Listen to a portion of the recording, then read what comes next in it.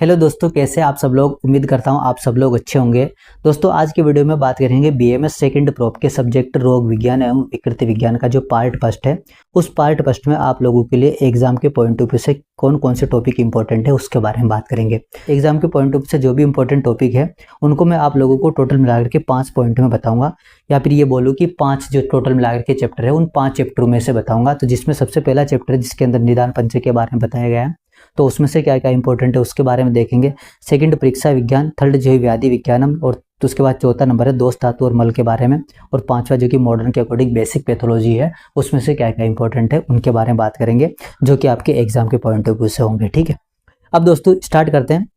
सबसे पहले निदान पंचक के बारे में कि निदान पंचक में से क्या क्या इंपॉर्टेंट है। दोस्तों निदान पंचक की बात करें तो निदान पंचक जो है वो डॉक्टर निक्की बुलानी के अंदर चौथे नंबर का चैप्टर है।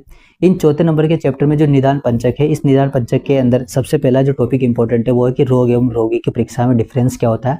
आप सभी को पता होगा कि रोग की मतलब कि पेशेंट की का भी एग्जामिनेशन किया जाता है, और उसी के साथ साथ जो भी डिजीज है उस डिजीज का भी एग्जामिनेशन जो है वो किया जाता है। ठीक है, तो पेशेंट के डायग्नोसिस में और उसी के साथ साथ डिजीज के डायग्नोसिस में डिफरेंस क्या होता है वो आपके लिए इंपॉर्टेंट है। निदान, उसके बाद में जो निदान पंचक में 5 चीजें आती है, इसके अंदर निदान, पूर्वरूप, रूप, उपचय और संप्राप्ति, ये जो टोटल मिलाकर के 5 चीजें हैं, इन 5 पॉइंट में से आप लोगों को क्या क्या याद रखना है। तो ये जो टोटल मिलाकर के 5 है निदान पंचक के अंदर, इसमें आप लोगों को हर एक की जो है परिभाषा पता होनी चाहिए, और परिभाषा के साथ साथ कम से कम इसके 3 पर्याय जो है आपको पता होने चाहिए, मतलब सिनोनिम जो है वो याद होना चाहिए। क्योंकि बहुत बार आप लोगों को निदान के पर्याय जो है बताओ इस तरह से पूछ लेता है, ट्यूशन में ऐसे पूछ लेगा, एमसीक्यू टाइप अब आने लग गए, तो उसमें आप लोगों से पूछ लेगा कि निम्न में से कौन सा जो निदान का पर्याय नहीं है या फिर है, निम्न में से कौन सा जो उपचय का पर्याय है या नहीं है, निम्न में से कौन सा जो है वो लक्षण का पर्याय है या नहीं है। ठीक है, इस तरह से पूछ लेता है, तो आपको इसके पर्याय जो कम से कम 3 पर्याय तो आपको पता होने चाहिए। उसके बाद में लास्ट जो होता है दोस्तों भेद, मतलब कि परिभाषा और पर्याय और भेद, ये 3 चीजें जो है आपको कम से कम हर एक के बारे में पता होनी चाहिए। जैसे कि निदान की बात करें तो निदान के अंदर इसकी परिभाषा क्या होती है, इसके पर्याय जो है कौन कौन से बताए गए हैं और इसका भेद क्या है, ये आपको पता होना चाहिए, क्योंकि ये बहुत ही इंपॉर्टेंट है। रोग विज्ञान एवं विकृति विज्ञान में सबसे ज्यादा इंपॉर्टेंट जो टॉपिक है वो ये निदान पंचक ही होता है। उसके बाद में दोस्तों निदान पंचक और षड क्रिया काल के अंदर डिफरेंस क्या होता है, ये भी एग्जाम के पॉइंट ऑफ व्यू से इंपॉर्टेंट है। उसके बाद उपद्रव की परिभाषा क्या होती है ये आपको पता होनी चाहिए। अरिष्ट की परिभाषा क्या होती है, अरिष्ट का महत्व जो है वो क्या होता है, मतलब अरिष्ट का जो इंपॉर्टेंस है वो डिजीज के डायग्नोसिस में क्या होता है उसके बारे में आपको पता होना चाहिए। इसके अलावा दोस्तों पूर्व रूपी अरिष्ट क्या होता है वो पता होना चाहिए। सद्यो मरणीय अरिष्ट, कृत साध्य, उसके अलावा साध्य और असाध्य रोगों की बात करते हैं, इसमें कृत साध्य रोगों का स्वरूप क्या होता है, और प्रत्याख्य अनुक्रम का स्वरूप क्या होता है, और अनुक्त व्याधि का नैदानिक सिद्धांत जो क्या होता है, ये इंपॉर्टेंट है। ठीक है, उसके बाद में अब आगे देखते हैं कि परीक्षा विज्ञान ये जो चैप्टर है उसमें से कौन कौन से इंपॉर्टेंट है। तो परीक्षा विज्ञान में दोस्तों आपको जो पता रखना है एग्जाम के पॉइंट ऑफ व्यू से वो इंपॉर्टेंट है कि सबसे पहले अलग अलग प्रकार की परीक्षा होती है, जिसमें से त्रिविध परीक्षा आपको पता होना चाहिए क्या होती है, 10विध परीक्षा भाव और अष्टविध आतुर परीक्षा। ठीक है, उसके अलावा मॉडर्न के अकॉर्डिंग ईसीजी क्या होता है, एमआरआई क्या होता है, यूएसजी क्या होता है, ये आपको पता होना चाहिए। ठीक है, ये परीक्षा विज्ञान में से इंपॉर्टेंट है। इसके बाद दोस्तों चैप्टर नंबर 2 जो व्याधि विज्ञानियम चैप्टर है उसमें से इंपॉर्टेंट क्या क्या है, तो व्याधि शब्द की डेफिनेशन आपको पता होना चाहिए। रोगों का वर्गीकरण, मतलब कि जो भी डिजीज है उनका क्लासिफिकेशन आयुर्वेद के अकॉर्डिंग किस तरह से किया गया है वो आपको पता होना चाहिए। उसके अलावा बीज भाग और बीज भाग अवयव की दृष्टि क्या होती है इसके बारे में पता होना चाहिए।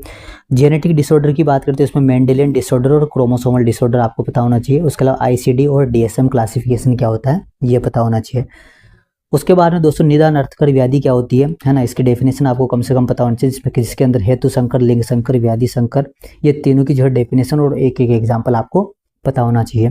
अष्टमहागत और अष्टनिंदितीय व्याधि जो है क्या होती है, ये एग्जाम के पॉइंट ऑफ व्यू से इंपॉर्टेंट है। व्याधि समूह तो इंपॉर्टेंट है। उसके अलावा ओजो विस्तरंस के लक्षण, ओजो व्यापद और ओजो क्षय के लक्षण, ये 3 ओज विस्तरंस, व्यापद और क्षय। ठीक है, ओज टॉपिक के अंदर ये तीनों ही पॉइंट बहुत इंपॉर्टेंट है, एग्जाम के पॉइंट ऑफ व्यू से याद रखना। उसके अलावा सातवें और असातवें की डेफिनेशन पता होनी चाहिए। विरोधी कार कौन कौन से होते हैं और क्या होता है इसकी डेफिनेशन आपको पता होना चाहिए। इसके बाद में दोस्तों चैप्टर नंबर 1 जो है वो पैथोलॉजी का वो है कि दोष दुष्यादि विज्ञान। ठीक है, तो इसमें सबसे पहला पॉइंट तो ये है कि पैथोलॉजी या फिर जो रोग निदान या रोग विज्ञान है उसकी डेफिनेशन क्या होती है आयुर्वेद और मॉडर्न के अकॉर्डिंग, ये आपको पता होना चाहिए। उसके बाद में दोष धातु और मल में से अगर बात करें तो प्रकोपित वात के लक्षण, प्रकोपित पित्त के लक्षण, प्रकोपित कफ के लक्षण, और वात से, पित्त से और कफ से। अगर मैं बात करता हूँ तो वात, पित्त, कफ ये 3 दोष हैं और तीनों की प्राकृत अवस्था उसके अलावा प्रकोपित अवस्था और एक क्षय अवस्था, ठीक है। मतलब एक तो प्राकृत अवस्था, वर्ध अवस्था और क्षय अवस्था, ये 3 अवस्थाएं होती है। तो तीनों दोस्तों की तीनों अवस्थाओं के बारे में आपको पता होना चाहिए। मतलब कि 3 × 3 मतलब 9 जो टोटल मिलाकर के श्लोक है, बुक में श्लोक भी दे रखे हैं। अगर आप श्लोक याद रख पाते हो तो याद रखना, अगर नहीं भी रख पाते हो तो कम से कम ये 9 जो श्लोक है इसकी हिंदी तो आपको अच्छे से पता होनी चाहिए, जिसमें वात के प्राकृत लक्षण कौन कौन से, पित्त के प्राकृत लक्षण कौन से हैं, कफ के प्राकृत लक्षण कौन से हैं, उसके अलावा पित्त से के, वात से के, कफ से के, उसके अलावा पित्त है ना वर्दी के, वात वर्दी के और कफ वर्दी के लक्षण जो है क्या क्या होते हैं। तो टोटल मिला के 9 जो है आपको पता होना चाहिए, क्योंकि इनमें से क्वेश्चन आ ही जाता है, ठीक है। उसके बाद में जो वात पित्त कफ इन तीनों के 5-5 भेद बताए हुए, उनके नाम कम से कम आपको पता होना चाहिए। दोस्त धातु का आश्रय भाव सिद्धांत जो क्या होता है ये बहुत इंपॉर्टेंट है। उसके बाद में अगर मैं धातु की बात करता हूँ तो धातु में रक्त क्षय के लक्षण क्या होते हैं, मेद क्षय के लक्षण क्या होते हैं, मज्जा क्षय के लक्षण क्या होते हैं, शुक्र क्षय के लक्षण क्या होते हैं, ये आपको पता होना चाहिए। और उसी के साथ साथ जो भी सातु धातु होती है उन सातु धातुओं के प्राकृत क्रम क्या होते हैं। तो आपने एक श्लोक पढ़ा भी होगा अष्टांग संग्रह के अकॉर्डिंग है कि पीर्णम जीवनम लेपो स्नेह धारण पूर्णम गर्भोत्पादस्य संभवति ना सप्तको धातु कुछ कर्म कर्मात्, ठीक है। इस तरह से कुछ एक श्लोक है जो मैं आप लोगों को जब इसके बारे में डिस्कस करूंगा तो उस टाइम पढ़ा दूंगा, लेकिन वो एक श्लोक से भी आपको बहुत सारी चीजें पता रहे से हो सकती है, ठीक है। तो सातों धातु के प्राकृत क्रम कौन कौन से और 2 से 3 विकार जो है उनके याद रखना, क्योंकि इनमें से पूछ लेता है। उसके अलावा दोस्तों उपधातु जो है क्या होते हैं, तो उपधातु की डेफिनेशन आपको पता होना चाहिए। पुरुष क्षय के लक्षण, मूत्र क्षय के लक्षण, इंद्रिय प्रदोषज विकार क्या होते हैं, है ना, उनका नाम आपको पता होना चाहिए कि उपघात और उपताप 2 होते हैं, मैं बता दिया वैसे। अग्नि दृष्टि की बात करते हैं तो अग्नि दृष्टि में आपको भेद पता होना चाहिए कि अग्नि के भेद कौन कौन से होते हैं। जठराग्नि का महत्व और कार्य क्षेत्र क्या होता है, अग्नि दृष्टि के भेद और लक्षण कौन कौन से हैं, ठीक है। उसके बाद आम की अगर बात करें तो आम की परिभाषा क्या होती है और आम जन्य सामान्य लक्षण क्या क्या होते हैं उसके बारे में पता होना चाहिए। स आम कफ और निराम कफ के लक्षण, उसके अलावा साम रक्त रस, साम पुरुष, साम उसके अलावा निराम पुरुष, धातु पाक, ठीक है, धातु पाक के बारे में पता होना चाहिए। उसके बाद में आवरण की बात करते हैं तो आवरण में आपको डेफिनेशन, उसके अलावा आवरक और आवर्त में अंतर क्या होता है ये पता होना चाहिए, और आवरण के भेद जो है कौन कौन से बताए हुए हैं वो पता होना चाहिए। और लास्ट एक और पॉइंट जो इंपॉर्टेंट है वो है कि अनोन्य आवरण क्या होता है, ये भी याद रखना। उसके अलावा दोस्तों द्वंद्व आवर्तवाद के लक्षण क्या होते हैं ये इंपॉर्टेंट है। उसके अलावा उपद्रव की डेफिनेशन क्या होती है ये पढ़ना। उसके अलावा तीनों प्रकार के जो रोग मार्ग होते हैं ये पूरा का पूरा इंपॉर्टेंट है, अच्छे से पढ़ना कि त्रियो रोग मार्ग जो क्या होते हैं, जिसमें दोषों की गति क्या होती है, शाखाओं से कोष्ठ की, और दोषों की गति की होती है कोष्ठ से शाखाओं की तरफ क्या होती है। इनके जो 4-5 कारण बता रखे हैं वो आप अगर श्लोक याद रख पाते हो तो ठीक, अगर श्लोक याद नहीं रहता है तो हिंदी में जरूर याद रखना।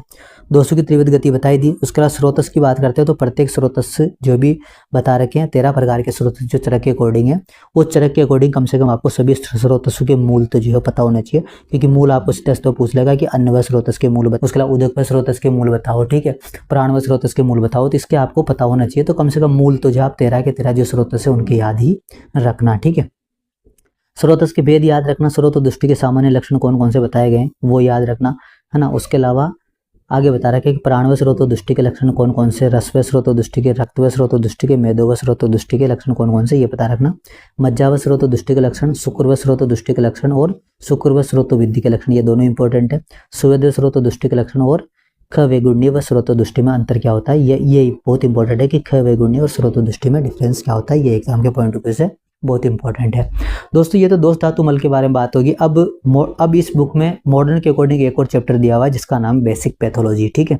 अब दोस्तों जो बेसिक पैथोलॉजी जो कि मॉडर्न के अकॉर्डिंग पूरा चैप्टर है, इसमें कौन कौन से मॉडर्न के अकॉर्डिंग इंपॉर्टेंट टॉपिक है उसकी बात करें तो बेसिक पैथोलॉजी में सबसे पहले तो है कि बेसिक पैथोलॉजी की डेफिनेशन क्या होती है।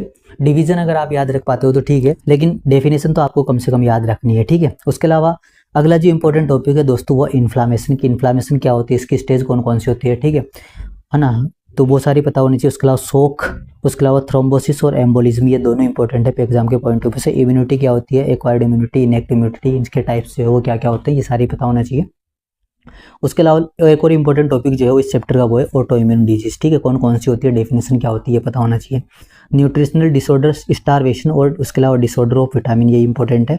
और लास्ट में जो माइक्रोबायोलॉजी उसके अंदर से बैक्टीरिया और वायरस जो है वो बहुत इंपॉर्टेंट है, ठीक है।